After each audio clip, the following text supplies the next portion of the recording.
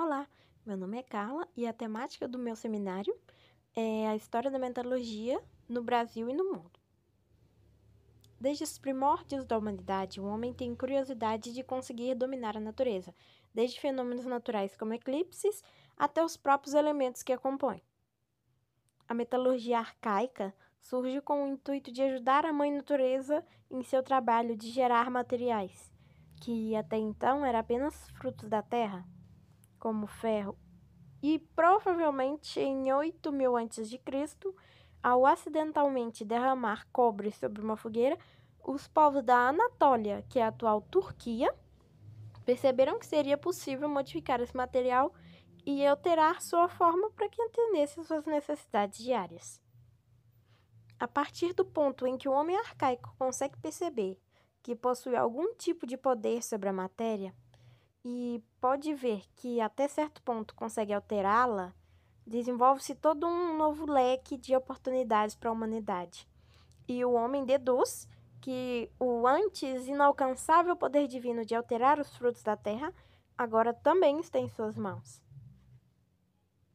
O primeiro ferro fundido, para quem não sabe, fundir é o ato de derreter, data de 600 a.C. e foi descoberto também na Anatólia. Mas deixando de lado a parte física do processo, também temos a parte química, na qual os ferreiros responsáveis pela produção de quase todos os objetos metálicos de uso doméstico, tanto de uso doméstico quanto de uso geral, descobriram que poderiam alterar a maleabilidade dos metais utilizando-se de misturas entre eles. Novamente, a hipótese é que tenha sido por acidente, quando utilizando de ferro para ajudar a aquecer outras substâncias, teria se misturado aos demais materiais, formando uma nova liga. Olhando de uma perspectiva leiga e superficial, os alquimistas e ferreiros medievais não possuíam absolutamente nada em comum, mas ao analisarmos mais profundamente, veremos algo comum entre o ferreiro e o alquimista. Todos eles reivindicam uma experiência mágico-religiosa particular em relação com as substâncias. E o que eu quero dizer é, todos acreditavam que a capacidade de alterar a natureza do material da mãe natureza era um dom divino ou mágico que lhes era concedido. Logo veremos que alquimistas e artesãos ferreiros perceberiam uma necessidade de padronização nas fórmulas superficiais utilizadas para a produção do tipo desejado de liga metálica. Precisões nas correções dessas fórmulas muito superficiais iriam requerer testes. Aqui é onde a gente acha o ponto de contato entre artesão metalúrgico das sociedades arcaicas e o alquimista. Uma das principais diferenças é que os alquimistas eram estudiosos, que objetivavam desenvolver, entre outros, a pedra filosofal e o elixir da vida.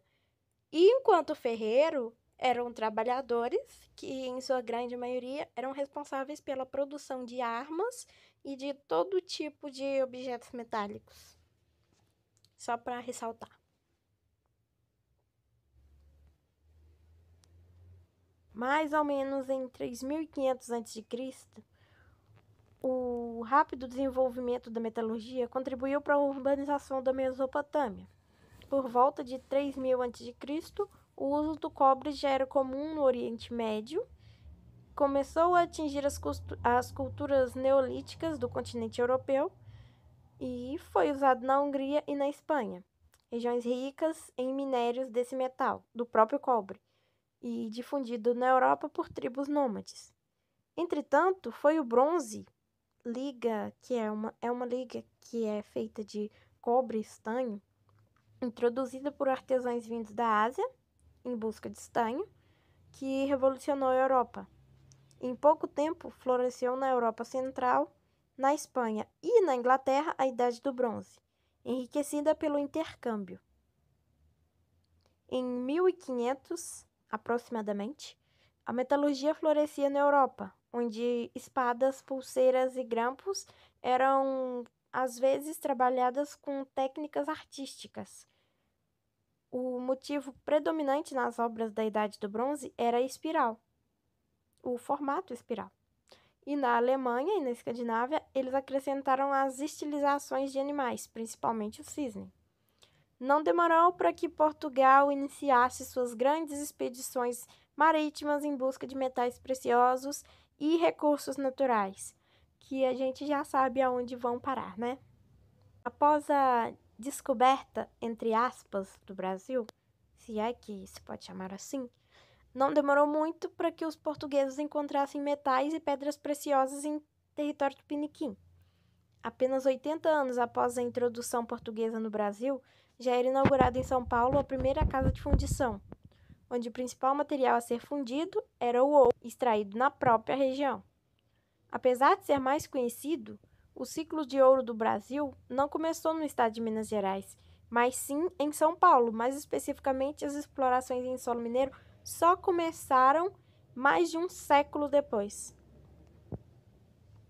Em Minas Gerais, a extração de minerais preciosos se sobrepõe à extração de diamantes, que ocorriam simultaneamente dentro da região mineira.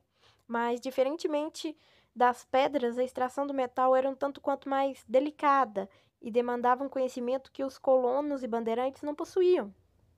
Sendo assim, decidiram adquirir escravos de regiões africanas frequentadas por árabes, que já possuíam alguma tradição no minério de ouro, adquirido juntamente o conhecimento necessário para a mineração.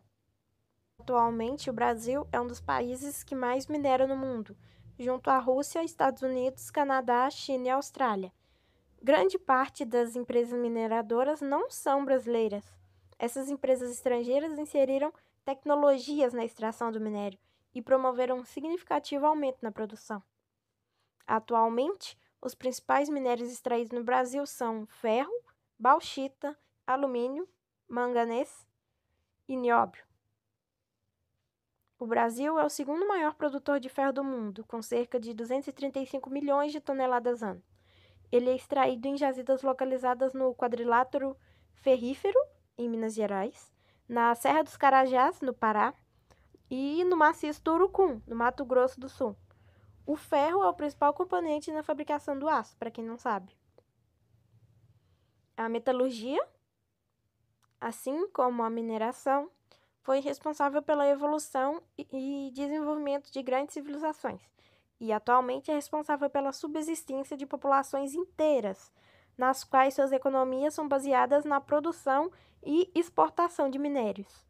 No Brasil, especificamente, no ano de 2020, cerca de 2,5% do PIB anual foi proveniente do setor mineral, o que confirma que estamos ligados ao minério e metalurgia desde sempre e provavelmente vamos continuar enquanto os estoques minerais existirem.